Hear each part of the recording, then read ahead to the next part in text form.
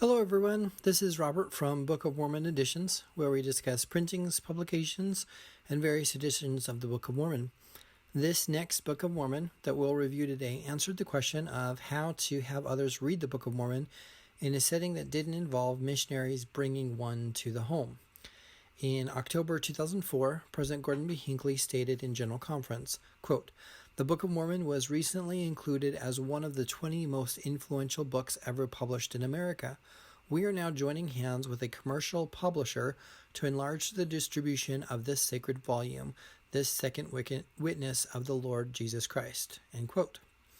This meant that the Church of Jesus Christ of Latter-day Saints had entered into an agreement with Doubleday Publishing to print a reader's version of the Book of Mormon. This would be sold at bookstores and able to be purchased directly by individuals. Doubleday had published a few books for the church previously and had a good relationship with church leaders. The church gave the text and chapter headings to Doubleday with the blessing of privately printing it. So in November of 2004, Doubleday published this edition of the Book of Mormon. The book is a hardcover edition with a white and gold dust cover that matches the hardback. It has an introduction with the same information as the Salt Lake version. The text of the Book of Mormon itself is a double column with verses, but without footnotes or cross-references at the bottom of the page. The text also ends on page 573. The back of the book has a pronunciation guide and a reference guide that is topic-based, such as Jesus Christ, people, doctrines, rather than just alphabetical listings. Because the church authorized this printing, it is considered a valid edition by the church as they still hold the copyright. Interestingly, for this edition, the church gave the text with a few edits, and it was the first time since the 1981 formatting that the text had been edited. So these texts were in this 2004 Doubleday edition, and they finally went into the 2003 copyrighted update edition of the Salt Lake version. I'll go through them quickly if you want to research them and cross-compare on your own.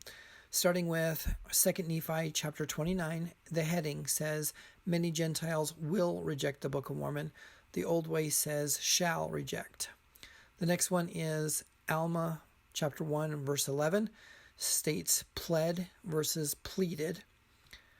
The next one is Alma chapter 11. The heading says Nephite monetary system. The Old Way says Nephite coinage explained.